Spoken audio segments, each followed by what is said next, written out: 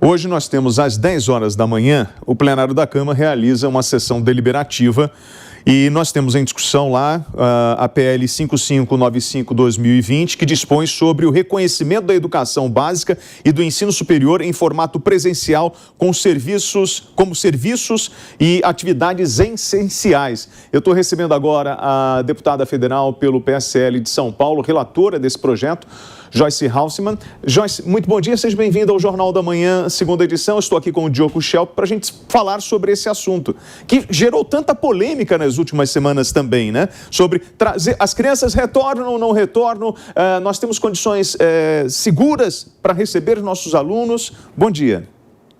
Bom dia, William, bom dia, Diogo, bom dia a todos, prazer falar com vocês. Tem muita polêmica e tem, além da polêmica natural, também tem muita ideologia no meio desse assunto. E quando você mistura ideologia no meio de um processo tão importante, não dá coisa boa na comunicação, a coisa fica distorcida. Então, o que acontece? Hoje só o Brasil e o Sudão, preste atenção, no mundo, só o Brasil e o Sudão estão há tanto tempo com aulas suspensas de maneira presencial, né? Nos outros países do mundo, o retorno já aconteceu, obviamente, respeitando os protocolos sanitários, alguns com aulas híbridas, outras com porcentagens de alunos presenciais, fazendo rodízio, mas de alguma forma essas aulas já retornaram. Aqui no Brasil, o que nós temos, segundo levantamentos mundiais, Unicef, Unesco, ONU, Organização Mundial de Saúde, é de fato um retrocesso gigantesco. Para se ter uma ideia, nessa fase em que as crianças estão no aprendizado, aprendendo realmente a ler, a escrever, a alfabetização, a matemática básica, para que nós recuperemos esses mais de 300 dias em que as crianças ficaram praticamente paradas, em especial no ensino público, né? Porque no privado, mais ou menos, se deu um jeito. Agora, no público, não. Há um abismo gigantesco. A Unesco, por exemplo, prevê que serão necessárias 2 décadas para que nós possamos recuperar integralmente esse tempo perdido. Além do que, William, a gente tem que levar em consideração os índices de violência que têm acontecido. As pessoas têm colocado uma peneira na frente do olho e visto o sol através da peneira, tentando tampar o sol com a peneira. As mães que estão indo trabalhar, muitas têm deixado crianças em creches clandestinas, escolinhas clandestinas, sem nenhum protocolo. São crianças amontoadas num canto, enquanto as mães têm que trabalhar, ou então crianças cuidam de outras crianças menores. A situação realmente está insustentável e por isso esse relatório entrou já, esse projeto entrou como urgência. Pediram para que eu relatasse, porque realmente o projeto é polêmico, tem que ser alguém que tenha coragem para relatar e para defender esse projeto. Então hoje nós votamos logo mais na sessão da Câmara. Diogo Schelp. Eu queria aproveitar para perguntar para a deputada, na prática, de que maneira esse projeto de lei obrigaria estados e municípios a manter as escolas abertas, né? Em que situações, né? Tornando-se uma atividade essencial, em que situações estados e municípios teriam que manter as escolas abertas? Em todas as situações que não signifique, por exemplo, um risco altíssimo, um risco alto para as nossas crianças. Por exemplo, São Paulo está na fase roxa. Se tivesse, né? Eu estou fazendo uma comparação. Bom, na fase roxa, então tá bom. Então a escola vai fechar. Porque há índices e os índices são estabelecidos pelas autoridades sanitárias, Organização Mundial de Saúde, ninguém vai tirar um índice da cartola, e aí sim as aulas poderiam ser suspensas. A escola tem que ser a primeira a abrir e a última a fechar. É um ambiente mais seguro para as crianças. Eu estou com mais de 100 estudos, Diogo, não só nacionais, mas internacionais, na língua que você quiser, em inglês, em alemão, em coreano, em japonês, em chinês, e os estudos nacionais que mostram que nas escolas onde houve o retorno às aulas, não houve um aumento da taxa de Covid para as crianças. A transmissão entre crianças é muito baixa, graças a Deus. Para você ter uma ideia, de criança para criança, a transmissão, a taxa é de 3%.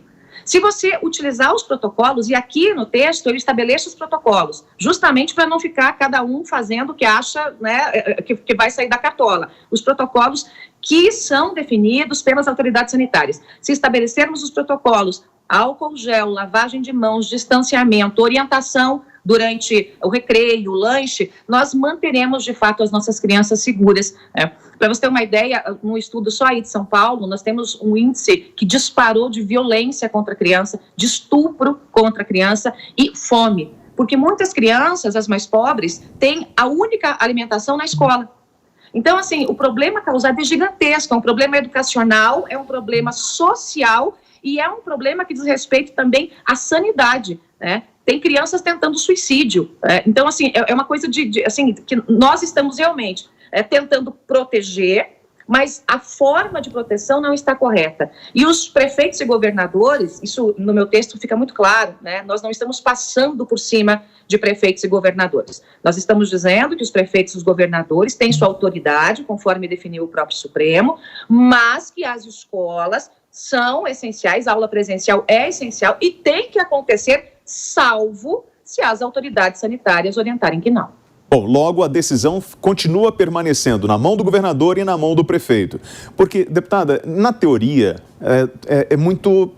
a senhora tem razão no que fala em relação aos problemas emocionais, a depressão entre essas crianças, o problema no aprendizado. Infelizmente, esse ensino à distância, ele não funcionou. Isso é fato, a gente não conseguiu, nós não estávamos preparados para isso, apesar de todo o esforço das autoridades, dos professores, dos mestres.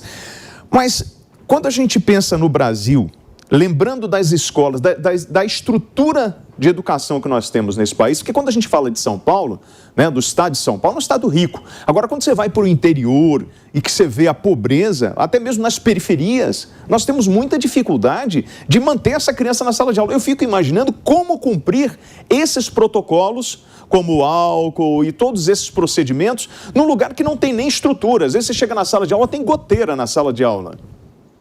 Pois é, isso também vai ser uma forma, William, da gente tirar um problema que às vezes está lá embaixo de um buraco e escancarar esse problema. Porque na medida em que as aulas presenciais vão voltar, em que serão formados grupos, conselhos, envolvendo diretores de escolas, envolvendo professores, envolvendo pais, né? Porque os protocolos vão ser definidos, mas a fiscalização vai acontecer por esse grupo, envolvendo pais de alunos, professores e diretores de escola, né? Pessoas que trabalham diretamente nisso aí. Então, a gente vai trazer esse problema e mostrar, olha, essa escola aqui não tem condição. Alô, prefeito, essa escola aqui não tem condição. Alô, governador, essa escola aqui não tem condição. Então, não retornou porque não tem condição de fazer o protocolo todo. Então, a gente vai trazer luz para esse problema, né, para que esses problemas sejam resolvidos e para que essa criança tenha que estar na escola. Está na mão do prefeito, está na mão do governador, sim, eles continuam com sua autoridade, mas eles continuam com autoridade para eventualmente suspender as aulas se houver, de fato, uma orientação das autoridades sanitárias. Não é simplesmente, como eu disse para você, da cabeça do prefeito ou da cabeça do governador.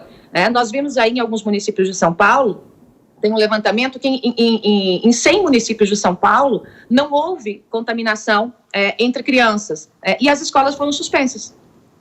Não houve qualquer contaminação e as crianças continuam em casa. Quando a gente fala do ensino, que é o ensino online, como eu disse, na área privada, em algumas escolas, a coisa ainda que saiu mais ou menos, bem mais ou menos. Agora, na área pública, não aconteceu. Então, o abismo que já existia entre a educação pública e privada aumentou, está gigantesco.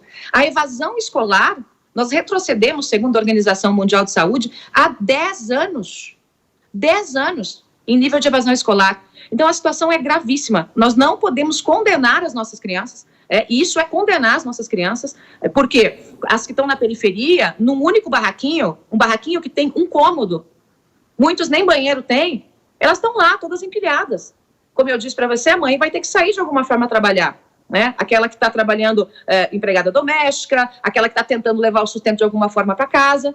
E a gente simplesmente não está jogando luz nesse problema. Então, esse projeto joga a luz no problema, para que nós venhamos a trazer a solução. Para as escolas que estão preparadas, que têm, de alguma forma, minimamente condições de atender o protocolo, muito bem, vai voltar. Para aquelas que estão com os problemas estruturais, como você disse, vamos trazer luz ao problema para que esses problemas estruturais sejam resolvidos, porque a criança vai ter que voltar para a escola. E tem um detalhe. Perdão. Um detalhe, Shelby, que eu deixei muito claro aqui. O pai e a mãe têm o direito de, caso não queira deixar o filho em educação online, não presencial, em casos excepcionais, ele pode mandar a assinatura, o documento e dizer, não, eu quero que o meu filho continue tendo aula online. Aí é uma opção do pai. Então, excepcionalmente, a gente abriu esse critério aqui. Sim. Diogo Schelp. Deputada, no ano passado a gente viu uma situação que demonstrou claramente a falta de prioridade que é a educação no Brasil, né? A gente via, por exemplo, no segundo semestre, início do segundo semestre, bares sendo abertos, lotados, restaurantes, clubes e as escolas fechadas, né? Agora, eu imagino que agora nesse início de ano a gente vê pressão também, uma resistência grande para a abertura de escolas. Eu queria saber se já há uma articulação de sindicatos de professores ou outras entidades para que esse projeto de lei não seja aprovado. Sim, tem muita pressão, especialmente, Diogo, do sindicato dos professores das escolas públicas, né? Eu conversei tanto com representantes da área pública quanto da área privada, porque o entendimento é diferente, né? O sindicato, por exemplo, das escolas privadas tem um entendimento. O sindicato que envolve as escolas públicas tem outro entendimento, né? Então, eles são quase diametralmente opostos. Até porque na área privada, se, eventualmente, a escola quebra, o professor da área privada perde emprego. Ele não tem salário. Ele é mandado embora, né? É simples assim. Resolve-se o problema da pior forma. Quebra a escola e a pessoa é demitida. Na área pública, a gente sabe que não. Concurso público, então, tem uma estabilidade, né? E há uma pressão, sim, dos sindicatos aí, dos educadores, para que o projeto não passe. Porém, eu atendi uma série de demandas de representantes dos sindicatos e de deputados que também representam esses sindicatos, os professores da área pública, né? Como, por exemplo, estabelecer... O projeto original tinha só 2 linhas, né? O projeto original era a educação é atividade essencial, ponto, e dizia... Não, era uma linha só. Atividade de educação essencial, tal, e acabou. Basicamente isso. Eu estabeleci uma série de critérios aqui, justamente ouvindo os sindicatos, ouvindo os professores, ouvindo deputados também da esquerda, acatei emendas, acatei sugestões do PSDB, acatei sugestões do PSOL, acatei sugestões do PCdoB, acatei sugestões do PDT, mas acatei no limite. Acatei para não descaracterizar o projeto, porque senão o que a gente vai ver aqui vai ser um texto que não vai ter uma efetividade. Mas, de qualquer forma, eu vou enfrentar uma grande obstrução hoje na Câmara dos Deputados. Tem requerimento para tudo que você pode imaginar. Tudo, Shelp. E esse nosso regimento é a sucursal do inferno, né? Porque é feito para não funcionar a Câmara. Então, é requerimento para adiamento de pauta de 1 dia, 2 dias, 1 semana, 3 dias, votação de artigo por artigo. Aí, em cada requerimento, fala 3 deputados a favor ou 5, 3 contra ou 5. Aí, pede tempo de líder. É um inferno justamente para não funcionar. Mas eu vou até o final do dia, se for necessário, para vencer a obstrução, especialmente do PT e do PSOL, eles estão com uma obstrução muito pesada, para que a gente possa garantir que as nossas crianças voltem para as aulas. Aproveitando a sua fala sobre essa batalha, né, para conseguir aprovar uma lei, enfim, todas as dificuldades que vocês encontram, queria convidar a senhora para um novo debate, até para a gente falar de onde vêm esses recursos. A senhora é uma pessoa que em 2018 falava sobre a aplicação da Lei Rouanet para incentivar cada vez mais, até para a gente diminuir essa distorção entre ensino público e privado. O tempo é curto, eu agradeço muito. Eu conversei aqui com a deputada federal pelo PSL de São Paulo, relatora do projeto, Joyce Hausmann. Obrigado e um bom dia, deputada. Obrigada, Shelp. Obrigada, William. Tchau, tchau. Diogo Schelp, obrigado pela participação aqui no Jornal da Manhã, segunda edição. Um ótimo dia. Obrigado, até mais.